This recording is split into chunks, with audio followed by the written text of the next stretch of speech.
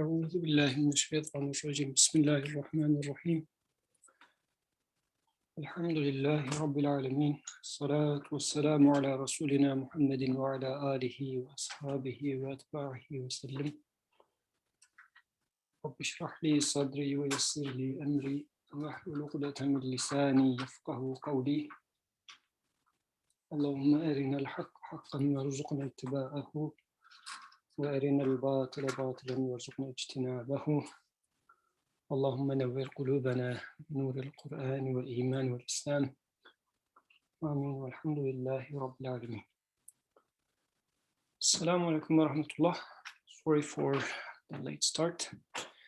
So inshallah we will continue our discussion. Now for quite some time we were going through the first light, and now, the second beam. Now we are going to there were 10 points of eloquence, which were talking about the summary statements at the end of verses with divine names. And now, inshallah, we are starting a new part, the third beam of the second light. Inshallah, I'm going to read and then we can discuss.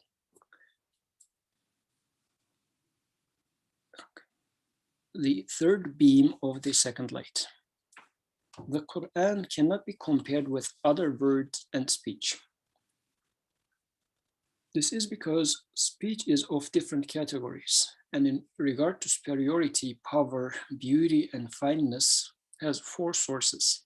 One is the speaker, another is the person addressed, another is the purpose, and another is the form.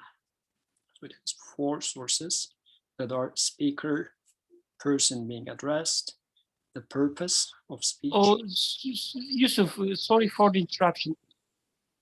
Can you hear me? Yes. Oh, there's some like interruptions in your voice, some breaking up. Probably your connection speed. Can you just check and see if there's anything that you can do? Otherwise, we can continue. I mean, it seems to be connecting with the strong one. Are you still having the interruption? How is it now? Is it any different? I mean, now it is okay. Now it's okay. Let's see. Okay. I mean, if it breaks up again, I can lovingly hand over moderation to safer hands. So please let me know if it doesn't work out. So the author is talking about four aspects of speech. One is speaker, second is person being addressed, the third one is the purpose of the speech, and the fourth one is the form of the speech. Its source, like the beauty or superiority of a speech, the source of its superiority is not only the form, as literary people have wrongly shown.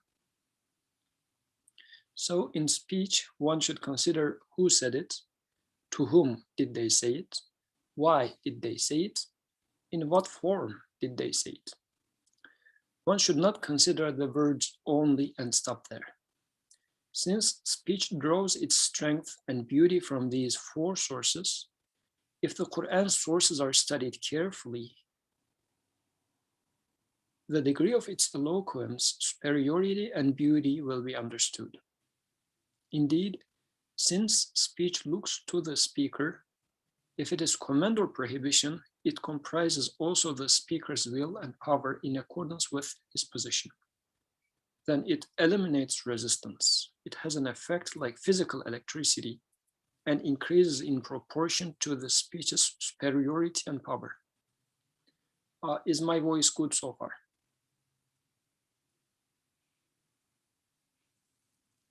I mean, interruption-wise, not if it sounds good to you.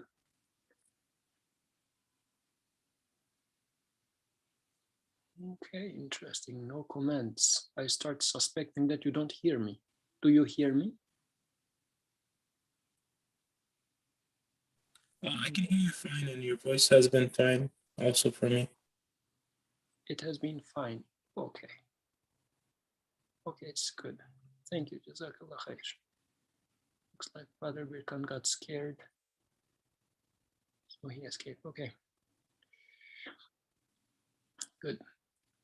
So the author now is giving an example about the source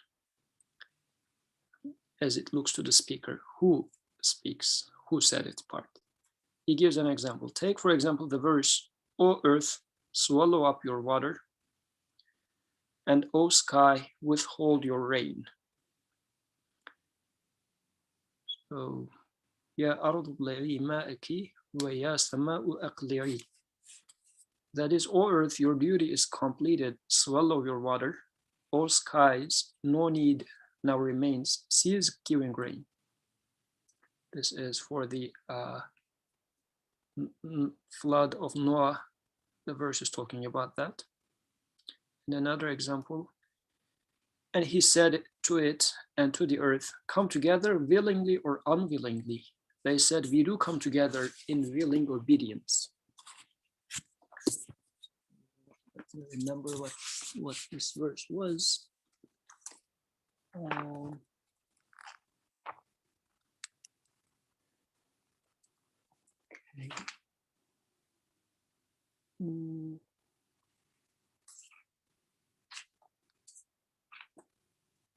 Anyways, I'm going to find it eventually. That is, O earth, O skies, come whether you want to or not, you are anyway submissive to my wisdom and power.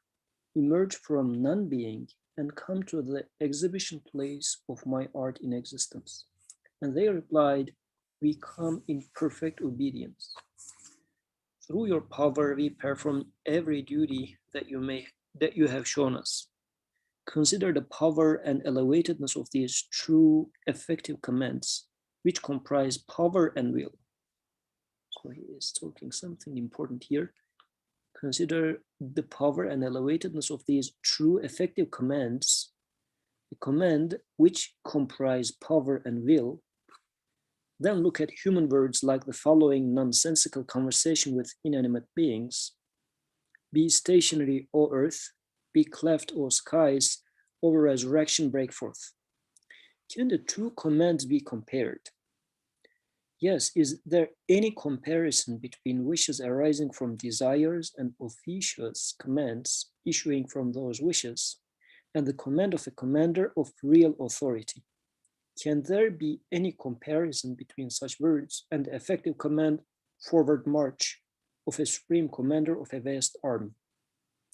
For if a command such as that is heard from a common soldier, while the two commands are the same in form, in meaning they differ as greatly as common soldier and the commander of an army.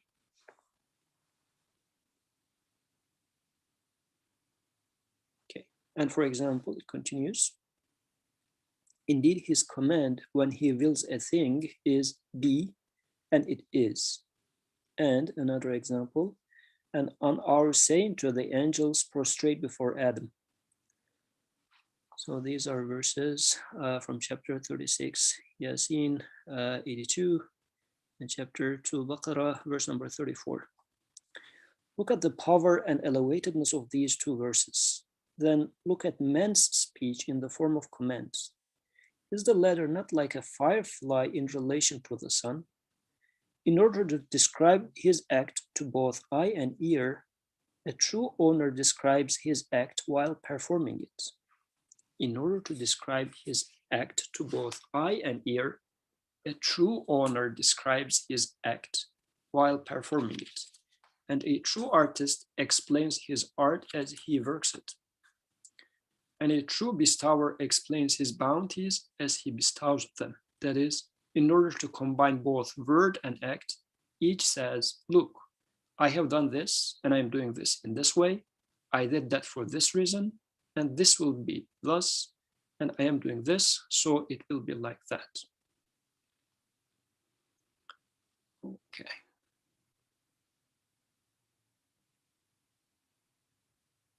So, inshallah, I'm planning to stop here. Let's talk about it so far. because he keeps giving examples, but the rest is going to be about resurrection, which I believe we can discuss separately. Okay, so the main gist of the topic that we are now starting to study is comparing the beauty of two speeches. And the author is talking about 4 sources of beauty or superiority when it comes to speech. And it says it's not only the speech itself, the form of the speech, like the words of the speech itself, but it is the speech gets its value, its strength, its meaning from 4 things, not only one. One is who is speaking it. The second is to whom did they speak to. The third is why is the speech is being spoken in the first place. And fourth, how it is said, in what form is it said. So these are the 4 things he says. And if you are going to evaluate Quran or any speech, you need to evaluate it in those 4 aspects. Then you can decide to truly value its beauty, its strength, its superiority. This is the main premise of the author. We can talk about if we agree or disagree with that. And then he starts giving an example about the first aspect, like who is speaking it. So I'm looking if there are any comments so far.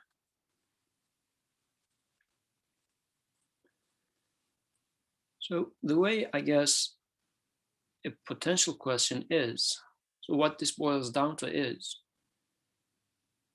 as if the author is saying that this is, since this is speech of God, Quran, then its value, its strength is incomparable to if it was speech of man.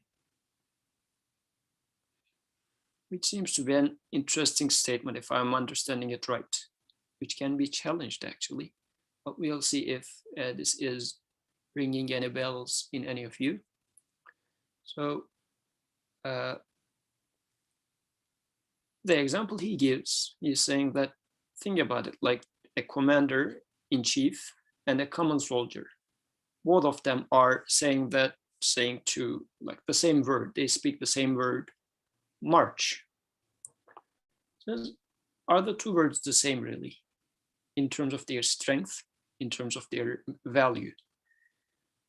The speech, as it comes out of the mouth of commander-in-chief, it can move armies as large as mountains. Like millions of soldiers can start attacking.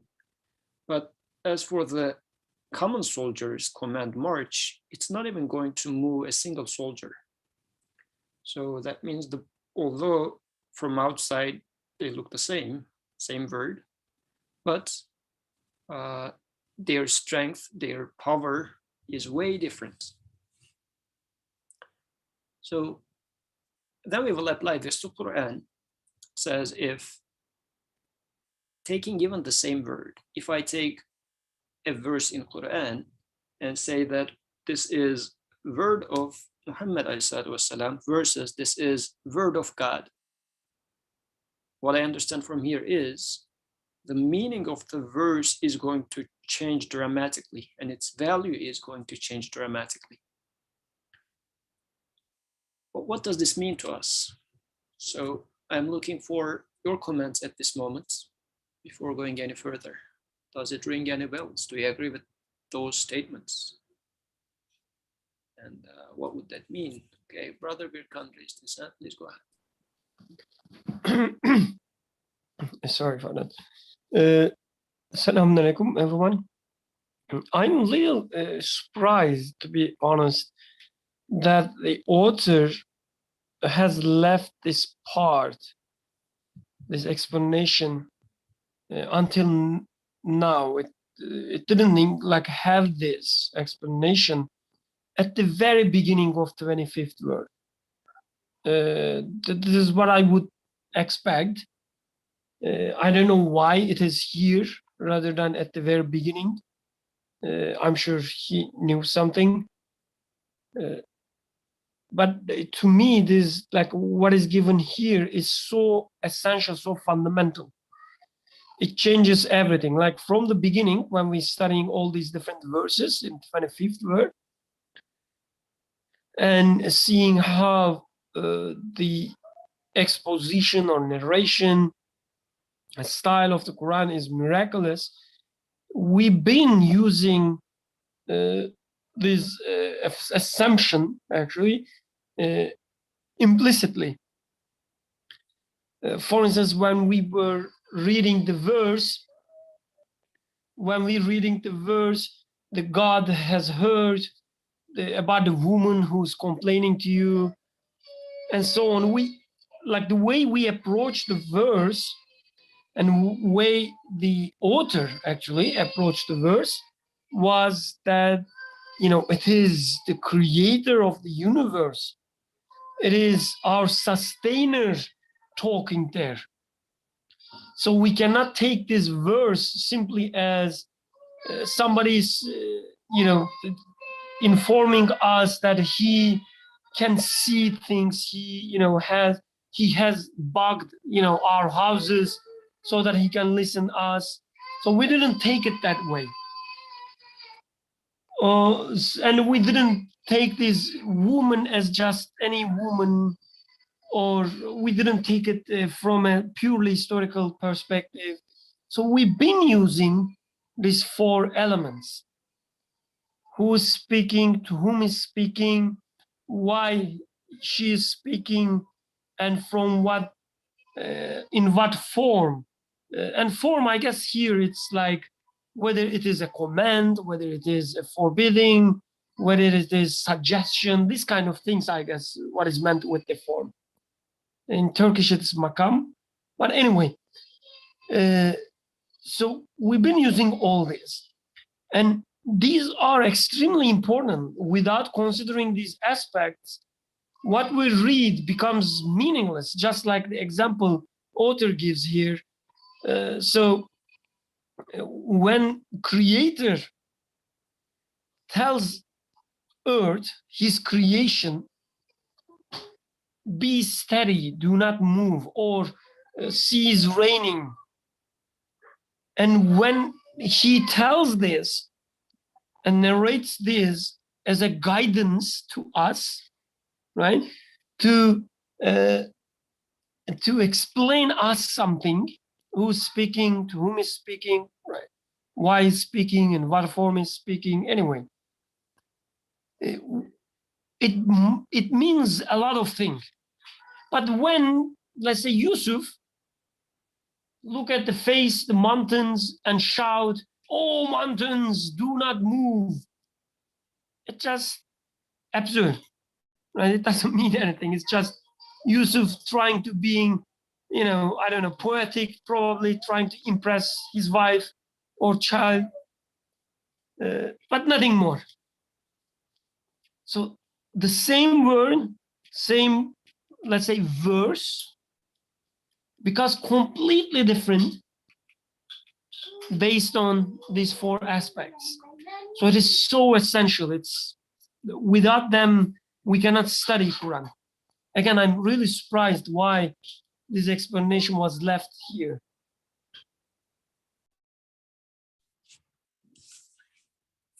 Thank you, Brother Birkan. Yeah, so Brother Birkan is surprised. What do you think, people? Are you also surprised? And one reason that I think the author might have postponed it to here is, I don't know how to say it, but so is it okay that I'm going to assume that this is speech of God and then read it as such? Would it change what I have been seeing so far? Like, we have been studying for weeks, and did we make an assumption initially that this is speech of God? And then once I do that speech, can I interpret it as such, or shall I read it as such? Or how would I find out that this is actually the speech of God? Because who says it is the first thing that author puts in front of us. How would I know that this is God's speech? I mean, yes, if it is God's speech, definitely it's going to make all the balances upside down. Everything is changing. Something that I say versus something that the creator says is going to make a big change. But how would I know in the first place that this is speech of the creator, so that I can interpret it as such without getting into some sort of a chicken and egg problem? This, I think, might be a question mark that we would like to put here. But other than that, I think author's point here is, yeah, pretty important, saying that, and also let's keep in mind that this text is showing the miraculousness of Quran, and now saying that Quran is miraculously different than the rest of the speech because its speaker is the creator. And in this regard, nothing can really reach it, as if this is what it is saying. And just attribution of that speech to the creator makes it higher than any other speech. While that would be true, but then we need to justify that attribution, isn't it? And is it that so far the author provided us with examples that would make this justification valid? Like with all the miraculous aspects that he had shown so far, was giving us clues and evidences to say that, well, man has been using language since the antiquity, or since the time of mankind, whatever, and we couldn't come up with a speech that has all those aspects in there. So this is beyond human. Therefore, it must be speech of God. And then if I add this into the equation on top of everything now, if it is speech of God, or since it is speech of God, then its value or the strength of the speech is now multiplied by thousands or infinity. I don't know if this might be one way to take it, why the author postponed presenting this point that late. And actually, in the paragraph that I didn't read, can justify this. Like after this verse, let me see.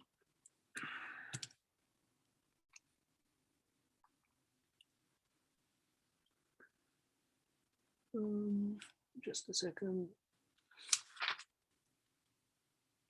Okay, so I think it's a little bit down. Yeah, so here it says, just in the next page, from the beginning of this treatise up to here, in endeavoring to make an obstinate enemy accept the Quran's miraculousness by way of impartial reasoning, known as ascertaining the truth, we have left secret many of the Quran's rights. We have brought that sun in among candles and drawn comparisons. We have carried out the duty of ascertaining the truth and have proved its miraculousness in brilliant fashion. Now, in one or two words, not in the name of ascertaining the truth, but in that of reality, in the name of reality, we shall point to the Quran's true station, which is beyond comparison. So I feel like if the author made this statement at the very beginning and say that this is speech of God just because, without giving any reasoning, and then say that Quran is superior than any other speech because its speaker is the creator, it would be a logical fallacy. This is how I feel about it. This is why he first comes up with other evidences which shows that this is beyond human reach already. And then on top of that, before going to adding the last but most important bit to top of it, now saying that since it's speech of God, now, so far we were just adding 1, 2, 3 on top of each other. But this last bit is making speech of God infinitely superior to any other speech. So far we were saying that, well, humanity was not able to come up with those things. It is like, let me put it this way. Like there is a hard problem and we were not able to solve the problem, but somebody solved the problem and showed us how to solve that problem. Then we understood the solution and say, yeah, it makes sense. I couldn't come up with that solution, but now I understand. Now I can solve that problem, as if. So far, he was showing that this is something that the creator speaks. You understand, but you were not able to come up with that, right? Yeah, it makes sense. It's so beautiful, but we were not able to do it. So he just adds number of such examples on top of each other. And it's not one, it's not two, it's 20, 30. And we say, yeah, this is beyond our capacity. I mean, it sounds good.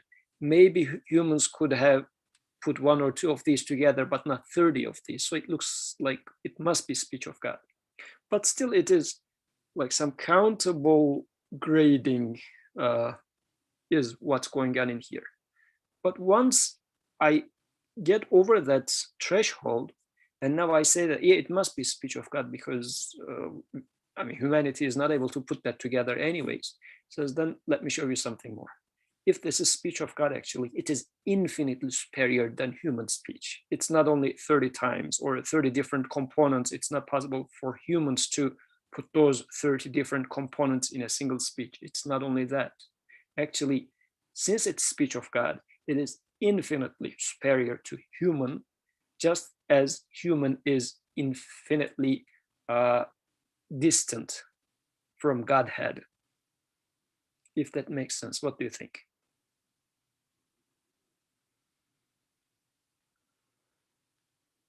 Okay. Silence means. Assalamu alaikum. Assalamu alaikum. Brother Yusuf. Saira here. I'm so grateful for the circle and I keep missing it. But anyway, very quickly, because I still have one appointment for my clients and I'm talking in between. But I'm hearing this, and as we read Surah Kahf on Friday, I'm thinking when Allah Ta'ala says in Surah Kahf also that, there is no crookedness in this word of Allah. So all praises to Allah who has revealed the book to his servant, allowing no crookedness in it. Alhamdulillah. And when we read Quran, every word, if especially we build a relationship with Arabic language, those of us who don't speak Arabic as our mother tongue, recognize that just the construction, the semantics, the syntax, and the pragmatics of Quran, the cognates and the weight that Allah Ta'ala gives to certain words, referring to himself, referring to the prophets as his servants, referring to humanity, referring to al-arz, as-samawat, and all the life, species, plants and animals, angels, Satan, day of judgment, heaven and hell. This isn't to be doubted, and that's the real essence of believing in an unseen God who is telling you that I'm the only one and you must fear me. And also fear not necessarily because God needs that kind of attention. God, despite his Malikus Samawatul Ard status, doesn't need us to confirm that. We need to confirm it for our own good, because that's the testament of our faithfulness, so to speak. So in that context, and in the context of this paragraph, the third beam of the second light, that the Quran cannot be compared with any other words and speech. And also the fact that, right, this line that, "O earth, swallow up your water, and O sky, withhold your rain."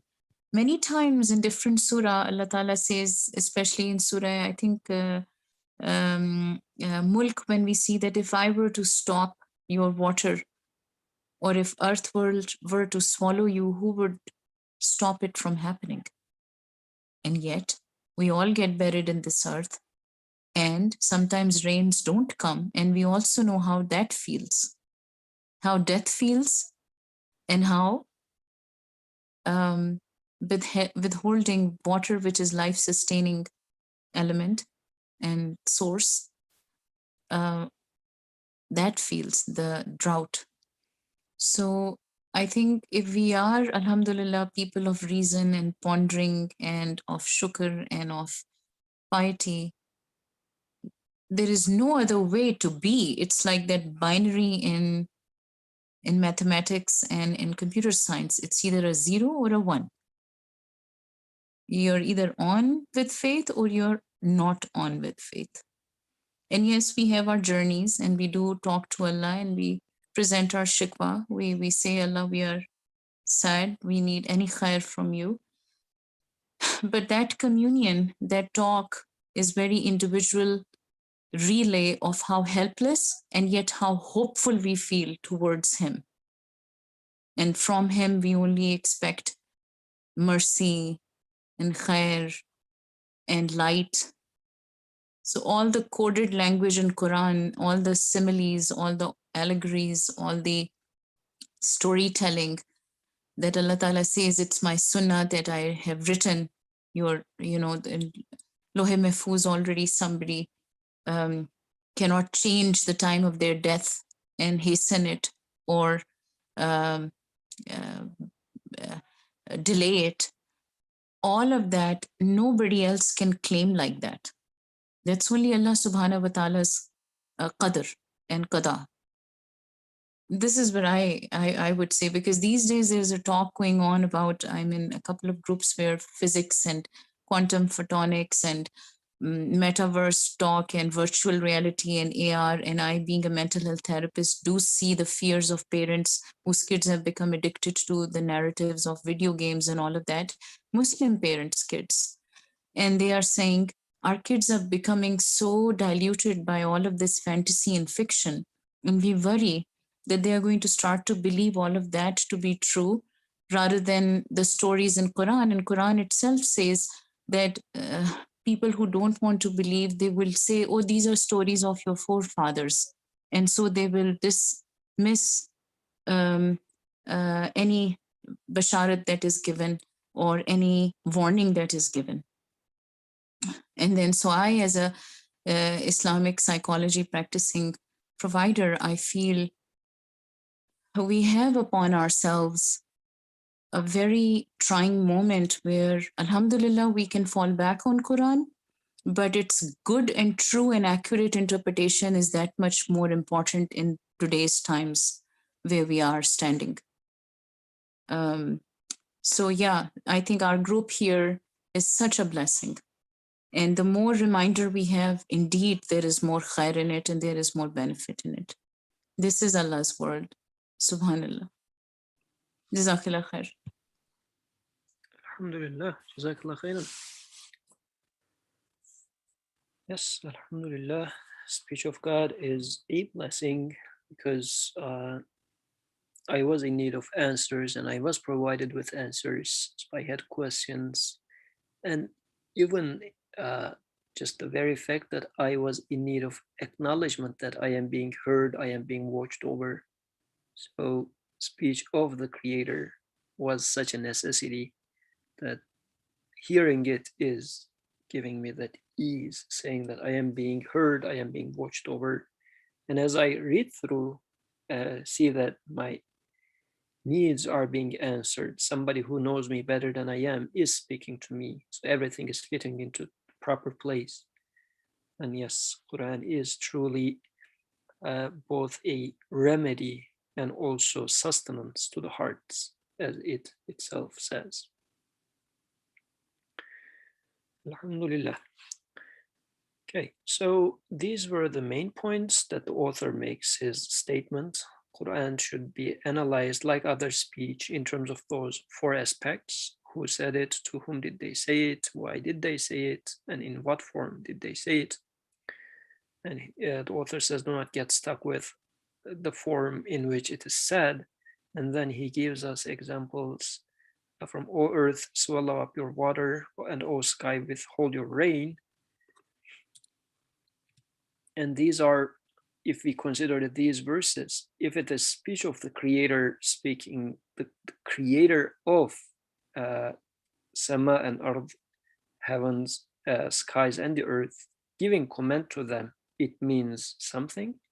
If just a human being, as Brother Birkan was saying, standing in front of like some water and saying that, oh, just blow up water, sort of a thing, pretending as if, I mean, as we sort of do it with the Hollywood, like Magneto, sort of superheroes, as Sister Saira was saying, as if a human being can give command to the creation and then it follows its command. So is it really comparable in this regard, or is it just a funny way that we demonstrate? And for this verse, the next verse is فَقَالَ لَهَا وَلِلْأَرْضِ ائْتِيَا طَوْعًا أَوْ كَرْهًا قَالَتَا أَتَيْنَا طَائِعِينَ. And he said to it and to the earth, come together willingly or unwillingly. They said, we do come together in willingly obedience. Okay, that is, O earth, O skies, come whether you want to or not. You are anyway submissive to my wisdom and power. Emerge from non-being and come to the exhibition place of my art in existence. And they replied, we come in perfect obedience. Through your power, we perform every duty that you have shown us. Consider the power and elevatedness of these true effective commands, which comprise power and will. So I would like to underline this sentence and hear what you would like to say about that. Consider the power and elevatedness of these true effective commands, which comprise power and will. Then look at the human words like the following nonsensical conversation with inanimate beings. أسكنوا يا أرض وانشقي يا سماء وقومي أيتها القيامة. Be stationary, O earth, be cleft, O skies, O resurrection, break forth. Can the two commands be compared? Yes, is there any comparison between wishes arising from desires and officious commands issuing from those wishes and the command of a commander of real authority? Still, this is an interesting point. Like humans' commands are simply wishes arising from desires. I am in need of something. I would like something to be done. And I say, pretty much like a child who is in need of water and says to the parent, oh, father, give me water. I mean, is this a command, or is this like when the father gives the water to the child? Like, really, does the word itself has the power to move the father? It's just a sound in a sense. But the father's mercy is what makes, or mother's mercy is what makes water to be served to the child. But is the command of the Creator the same? Now I'm going to take you back to this sentence over here. Consider the power and elevatedness of these true effective commands which comprise power and will. What do you understand from this sentence?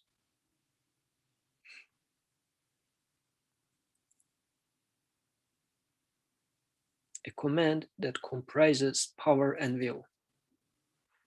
Does this mean anything to you?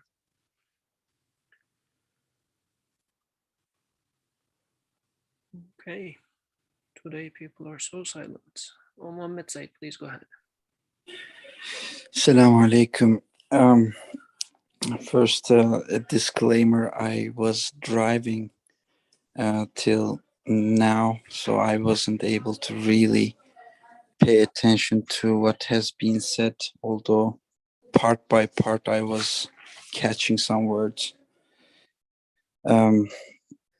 So maybe I'm a little bit out of context, sorry for that.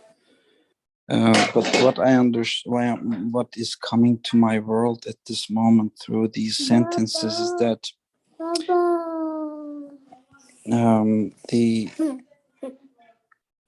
I think the author is bringing this the wording in the Quran as being presented in the universe, that's what the I think the author is offering, that to me, that do not lose yourself in the wording itself. Yes, it might sound it might sound very different from the other books.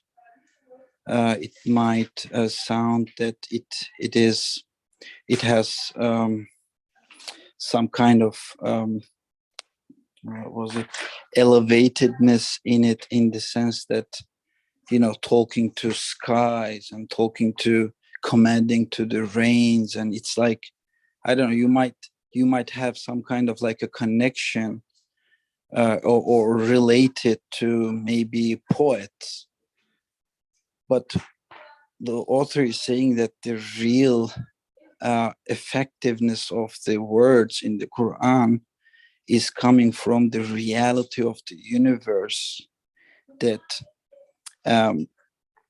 the example here, that the verse that he quoted here, come together, a part of the verse, come together willingly or unwillingly, and he explains it, come whether you want to or not.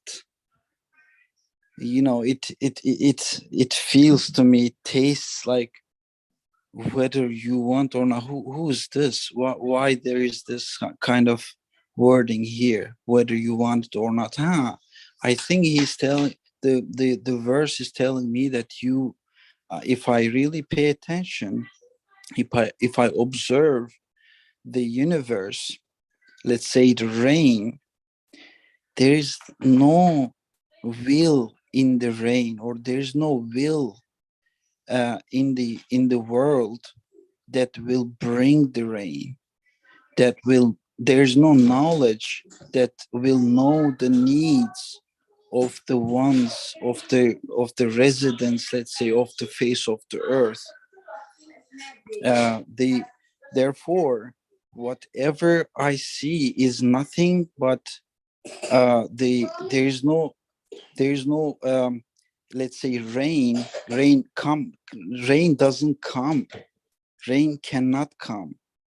That's what it means, actually, as far as I understand. Like, willingly or not willingly, it means they have no will, they have no knowledge to know anything. But the reality of rain coming is the command, is the will, and the knowledge of my creator, of the creator who is speaking in the Quran. I think that's kind of how I feel, that the author is saying that real effectiveness of the Quran, as he said, actually in the last paragraph you read, that the work is being done, the word is being presented in my observation, in front of my eyes. That's who is speaking. Who is speaking is the one who is showing the content of his speech in front of my eyes, or within me and outside of me in general. Thank you. Jazakallah khair. Yes, very important point, actually. When I look at the speech and then look at the action of the speaker in the creation, I do observe that he is describing what he is doing, actually. So this command in here is not simply just in the word, but it is in practice. Things are happening with perfect obedience to the creator. So it is describing what's right now happening in front of my eyes. Brother Birkan? Just maybe a small addition. When you ask what do you think about this, power and will part, so I think it's important that the command has or the commander has the necessary power and will for the command being any effective. Going back to our previous example, Yusuf commanding mountains doesn't have any effect, doesn't have any, let's say, meaning, any purpose. Because we know that the Yusuf doesn't have power and will to command mountains. So it doesn't match what is being said and what is being, able to do. That doesn't match. They don't match. But when it comes to the creator of the universe, there's a perfect match. The power is there, will is there, hence the command given there means something, has an effect. We can follow it.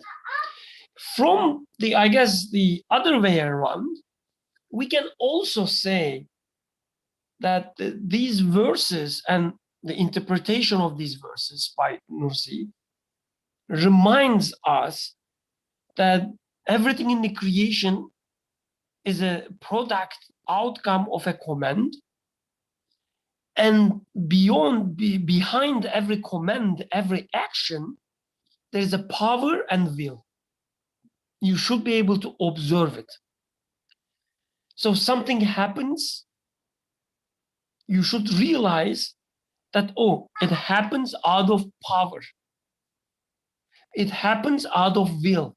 So it happened because my creator, my sustainer willed so. It is my creator's will.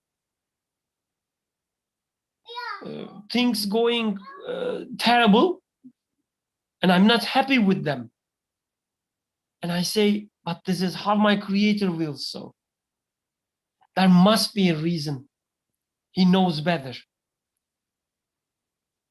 And things are going great or terrible, doesn't matter, going great. I said, this is beyond my power. I cannot do it. It is my creator facilitating all of these. It is my creator creating all these. It's not my success. So power and will be there whenever, wherever we look. So yeah, Jazakallah khairan. So, I mean, this explanation here is also shedding light to what's going to come next, because, I mean, this verse over here, and indeed his command when he wills a thing is be, and it is. إنما أمره إذا أراد شيئا أن يقول له كن فيكون. So what does that mean? That everything is his command, like the creation is coming out of his will, and it's simply a command. Like he wills something to exist, he says be, and it comes into existence, as if the author in here is saying that his command comprises power and will. But what does that mean? It's sort of an interpretation of this verse. When I observe an apple, when I observe sun rising or moon eclipsing, any sort of an experience that I go through, I mean, it's happening. It's some choices taking place in here. So even when you look at an artwork, you would say, well, this color over here, like the artist chose green. It could have been purple, it could have been white or black, but chose green. So there's a choice in there. So why was that choice? Likewise, sun is rising. I mean, it did not have to rise, and it did not have to be yellow. So within anything that I experience, a choice is being taken. And then a power is being involved, because if I were to raise the sun, for instance, I would need to do a lot of things. like to rotate the earth, it's something that's beyond my imagination. How would I do that?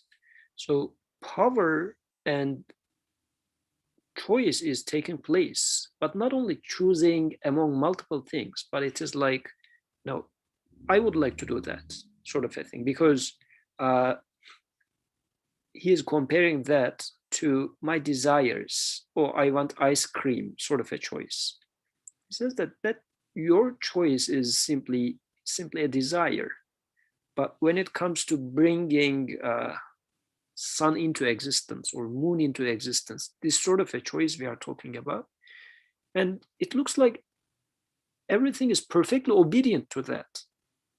So this is why the verse فقال لها وللأرض ائتيا طوعا أو كرها قالتا أتينا طائعين. I can observe this happening in the existence. Like everything is perfectly obedient to its creator's commands. Things that are being brought into existence is within perfect harmony with the purpose of creation. Things that are being taken away from this existence is in perfect harmony with the purpose of creation. Like me being born was perfectly aligned, and me dying day by day is again perfectly aligned with the purposes of creation. Like me decaying, my hair is getting white, is also in perfect obedience to the command. And it's beyond my, it's totally outside of my choice. It's not, I'm not willing to have white hair, but yeah, as if this verse is saying that willingly or unwillingly obey my command. So the only part that doesn't want to obey is the desirous self within me who says, no, no, no, I don't want to get old. But other than that, my hair says, yeah, willingly, and I'm perfectly obeying my creator's command, and here I am, I'm becoming white. And I observe that it's happening right in front of my eyes. I cannot resist. When anybody other than my desirous self is not resisting, and me resisting is not helping anyways. So, and in this paragraph, author very beautifully expresses that. Look at the power and elevatedness of these two verses. Indeed, his command when he wills a thing is be, and it is, and the other verse is. And on our saying to the angels prostrate before Adam, which is وَإِذْ قُلْنَا لِلْمَلَائِكَةِ اسْجُدُوا لِآدَمَ. Look at the power and elevatedness of these two verses. Then look at man's speech in the form of commands. Is the latter, like the man's speech, is it not like a firefly in relation to the sun? Now that we are also thinking about this, man's speech is not only like caricaturistically me standing in front of a lake and saying that, oh, lake split. We can also think about it like men trying to command the nature, quote unquote, with like gene therapy, or I don't know, what do we do with developing rockets? We are trying to overcome the nature or command the nature. As if the author is also now comparing the creator's commands in the creation and as a humanity, our attempts to control and command the quote unquote nature. So is the latter not like a firefly in relation to the sun? In order to describe his act to both eye and ear, a true owner describes his act while performing it, and a true artist explains his art as he works it, and a true bestower explains his bounties as he bestows them. So, as if saying that, the author in here is pointing to the perfect parallelism between speech of God and act of God. So look at the how he is speaking, how he says, I command, and it happens, it comes into existence, and look at the existence in front of your eyes. Do you see anything that is going against my command, or any disorderliness in the existence? So I speak and I act. How about you, O human being? So what is your speech and what is your act? What can you because I feel like, or I pretend as if I am the owner, I am the king, or as Pharaoh said, I am your high lord. In practice, am I really acting as lord to anything? Was Pharaoh even the lord of himself? Forget about others. Was he the lord of himself? The Quran challenged him, the Creator challenged him, and he got swallowed or drowned in a under the sea. He was not able to even protect himself. So what sort of a lordship am I talking about? So these are just some quick thoughts that comes to mind. I'm looking for your comments. If there are no, I would like to proceed with the next part. Okay. Brother Birkan, go ahead. Since nobody's talking, this is more like a question. Like I will pose it as a comment, but take it as a question, please. Put the question mark at the end. So, like when we talk about these different aspects, who is speaking, to whom is speaking, and so on, I guess the obvious way to take it as you should consider these four aspects when reading Quran, and then things becomes more meaningful, or they will start having any effect. And without these four aspects, they will lose their senses. I guess this is the obvious way of taking them, reading it. Another one is when you consider that it is the Creator is speaking, this itself, this fact itself, introduces some strength and superiority to the speech. Hence, the Quran and the ayahs of the Quran have this superiority because it is God is speaking.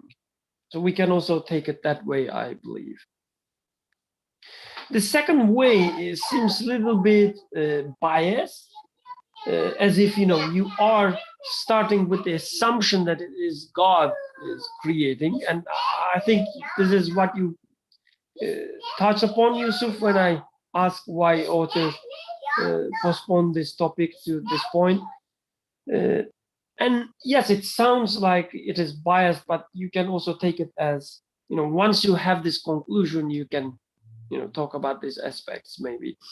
But while thinking about that, while thinking about this bias, I was asking myself, like, how many other sources, how many other scriptures we have that has the same claim, even the claim that it is God speaking, and God is speaking to us, and God is speaking to us so that to give us, provide us guidance, provide us warning, and then giving us good news.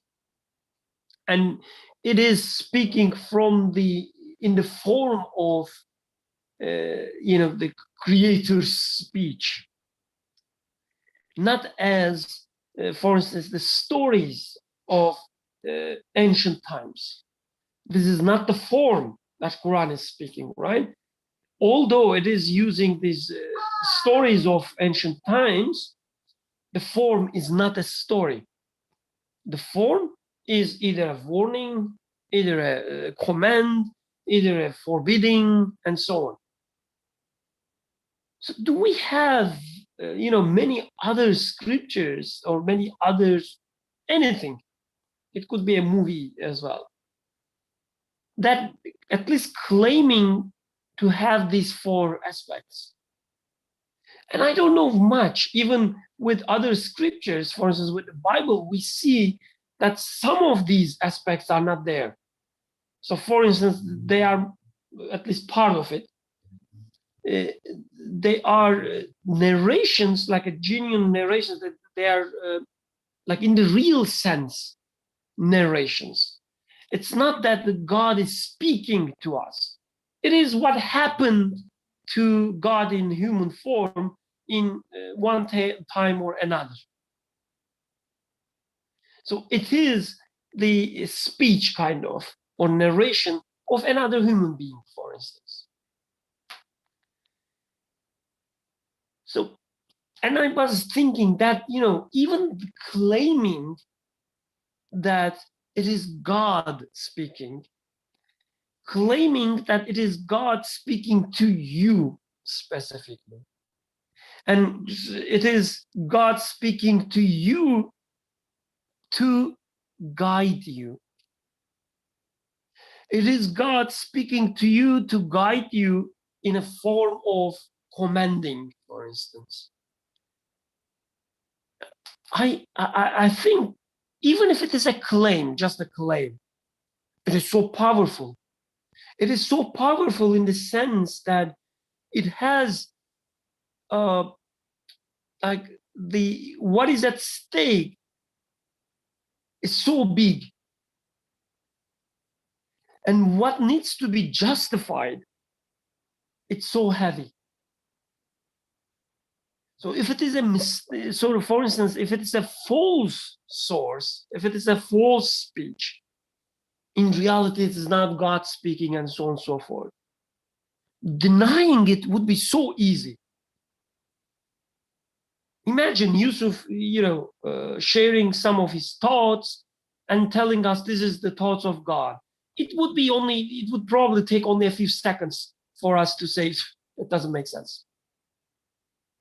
No offense, Yusuf, just example. When God is speaking, and when God is speaking to me, that like my expectations are so high. Such a speech must satisfy all these expectations. Otherwise, it will be falsified easily. Can you tell a few expectations? Like, if it is God, my creator, speaking to me, he must know everything about me. He must know what I am in right now, in what condition I am, what I want, what I don't want. And it must be same. These expectations will be there whether I'm living in 2021 or 3021. Whether it is Yusuf reading the speech or the scripture, or Bushra reading the scripture, doesn't matter. Has to satisfy all of them. Has to satisfy the needs of everybody. Such a huge expectations. And it is so funny, like when it comes to religion, when it comes to scriptures, the first thing the people say, the people of, non-reasoning, that, oh yeah, it's dogmatic, that, you have to accept it and you cannot falsify it. Just the opposite. It is the most falsifiable claim. Even if you find a tiny, bit of inconsistency in what it says and what you experience in your reality, you falsify it so easily. But at the same time, yes, it is hard to falsify, not in the sense that it doesn't allow you to falsify, but it is hard because what is at stake is so high. And you cannot just treat it, and you cannot just, act like a spoiled child and say that, oh, you know what, I don't like it, I'm just denying it. You have to think so carefully. You have to ask yourself, is it really my creator speaking? Is it possible that he is meaning something else? Maybe I'm understanding this, but maybe he meant something else. Let me study more. It requires such a seriousness. So again, going back to my claim about the claim, that even having such claims that the God is speaking to you, and so on, it's so important, I believe.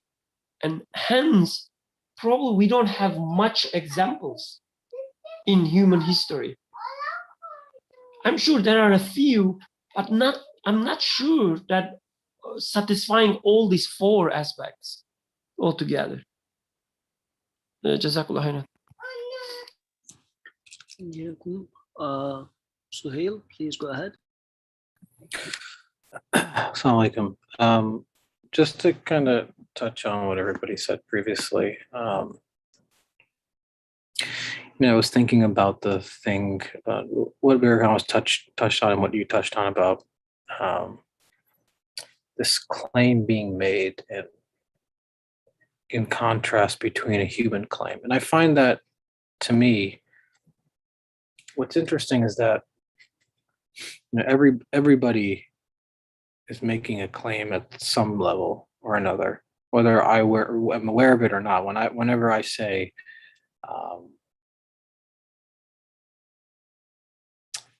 something simple like I am hungry, or I am thirsty, or I am upset, or I am happy, there's a claim being made in that potentially whether I'm aware of it or not, but maybe I take ownership of something I'm feeling, experiencing, doing, for example, or I built this, or I did that.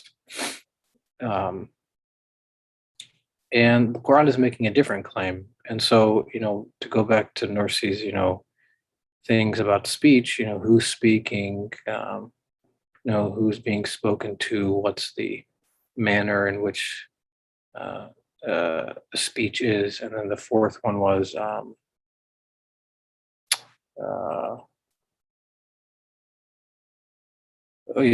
whom did they say that, and why? And I wanted to touch on the third question, why did they say it? Because let's say, I guess, for example, I studied, I'm sure some people here have studied, sciences or advanced sciences, or honestly any field for that matter. You go to some field and they're making a claim, so somebody's saying something, and the audience is you or I, anyone for that matter. Question is, why are they saying it? And what does somebody get out of making a claim? For example, I think the easiest thing is, at least for me, to comprehend is somebody says that, I was once when I was in medical school, I went shadowing a doctor, and he was a cardiologist, a heart doctor, and he said something interesting. He said, it's amazing how the heart can repair itself, because specifically about people who were changed their lifestyle, their diet, if they had heart disease. And I found that interesting because he was making a claim, and he was peddling those ideas to not only me but to his patient. The question is, what does he get out of it? And to me, that's the most important aspect, because if somebody who says, let's say, for example, the Quran, it's what it's saying is, doesn't make any sense. How can you even be certain of it? The question is, why is the Quran saying what it's saying to even begin with? Really? Because what does the Quran get out of saying those things it's saying? Is it like, I think what Muhammad Said touched on, or I think it was Sister Syra, touched on, what is there in me in being in awe or submission to the Creator? Like what does he get out of the speaker versus what do I get out of it? Do I get some sort of satisfaction or pleasure out of it or not? Whereas if somebody says, hey, I can control this or I can do that, I think the nature of society plays that out and shows you what is the result of it. Why are people saying that? Maybe power, maybe authority, maybe money, maybe ego, maybe position, for example, I mean, some people are like, like for example, Yusuf or Birkan, or I think Aishan, or like, let's say like you're like in a PhD program or something, and somebody says, I made this claim and I did this. Well, what are they doing it for? Are they doing it for the sake of knowledge necessarily? Or are they doing it for the sake of, promotion or tenure, or, and there's always some motivation, some hidden motivation or agenda behind these things. And it's never to the benefit of the person in being spoken to, at least from my perspective. It's never to provide some sort of like some spiritual satisfaction or ease. It only serves to make things more confusing, in my opinion, or to unsettle people, or as, like I said, on a societal level, drive people to the point where, it's okay to, let's say, be consumers or exploit the environment, because then if somebody makes a claim, I can make a claim. Everybody is their own pharaoh at that point, or exert authority or power over someone, wage war for my own benefit. And in other words, everything comes back to the self, the egocentric self, as Nursi would put it, or the ego, the pharaonic self. And in some sense, that's part of the form in which people say it, is that they're saying it in a way in such that it takes people away from the speaker almost, and it takes them to themselves, or it makes them focused on the self. Whereas in the Quran, it takes people from the ego to the speaker himself, or to the creator himself, redirecting. Whereas, human speech, it's almost as if it's, self-centric in a way. At least, this, like what we hear today, or the most, it's the secular ideology that permeates society today. It's self-centric. I guess I think the last thing I'll say is like something tangible is, it's Thanksgiving or Christmas, coming up, and it's about who is consuming what, and what are people consuming, and people are consuming. It's never people, never human beings. People are consumers, and they're consuming something. And so that's speech, and that's the form in which that plays out is speech that's directed towards the material world, for the sake of the material world, and for the sake of the ego. And so the ego, says, I can do as I please, consume as I please, think as I please. So it's two very different aspects to divine speech and human speech, two very different objectives, and two very different forms in which they take. So to me, it's not theoretical. To me, it's very practical and obvious, because that's what you see it in society itself. So, but that's what I wanted to add. Jazakallah khairan. Yes. So we talked about who said it. We talked about why did they say it, and how this changes everything when it comes to Quran. As the creator is speaking and putting the purpose, then the purpose being defined by the creator versus a man defining the purpose of the speech is going to be way different. Brother Birkan, please go ahead. I really enjoyed what Suhail said. So this is the purpose, like why are you saying this, or why did you say that? And he said, we most of the time speak out of ego. Sometimes it seems to me that sometimes we speak, especially when we speak of the most important things, or let's say most sophisticated things, quote unquote sophisticated, of course. out of just nothing, with no purpose, like they don't serve any purpose. You speak of, the enormous capacity that a human being has, all these infinitely many dimensions that you can, interact with, and infinite depth that you can go. While discussing this, for instance, which, somehow helps you, helps you to locate yourself, to understand yourself. And then somebody says, oh yes, we have the brain capacity which is evolved in such a millions years and so on.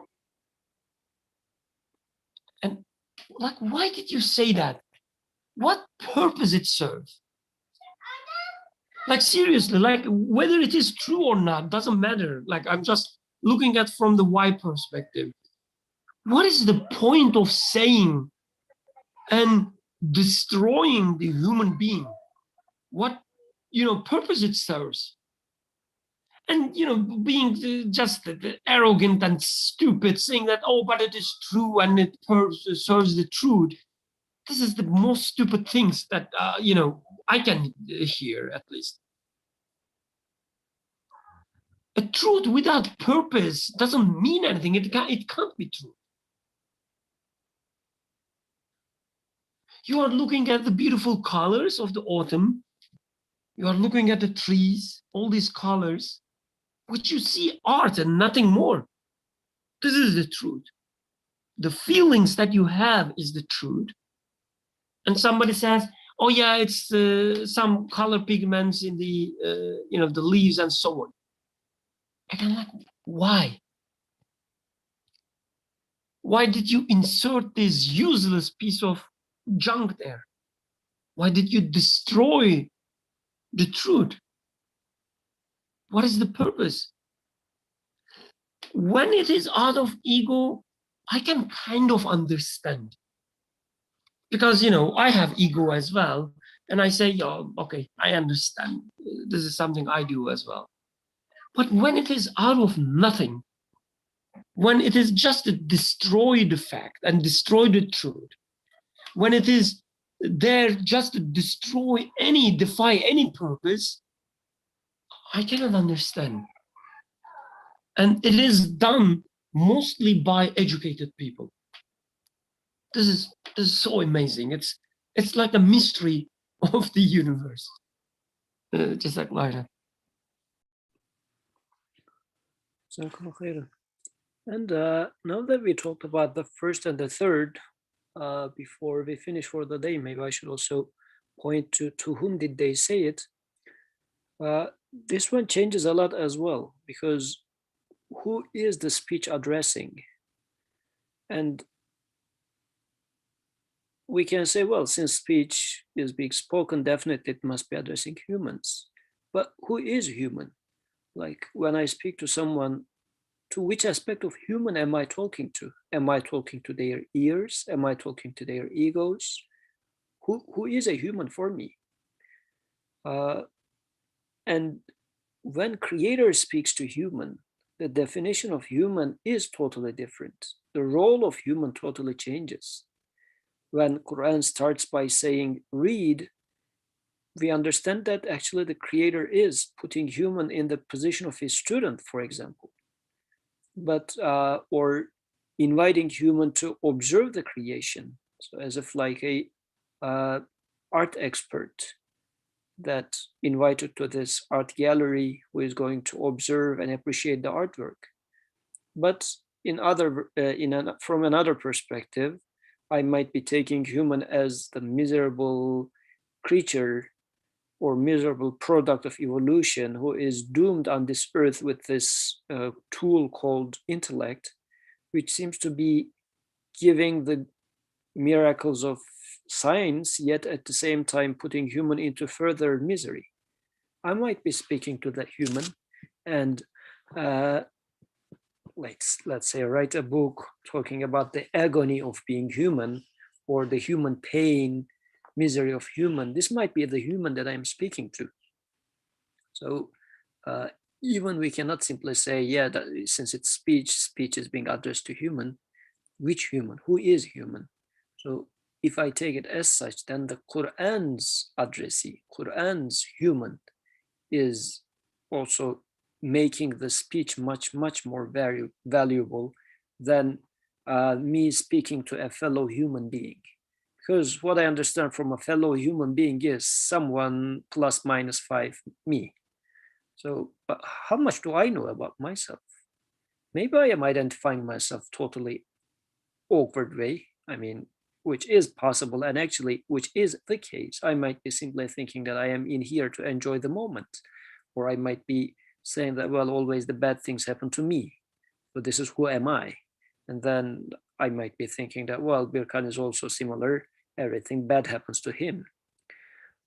I mean, if this is my description, then my speech is going to be along these lines. And this is how it happens, right?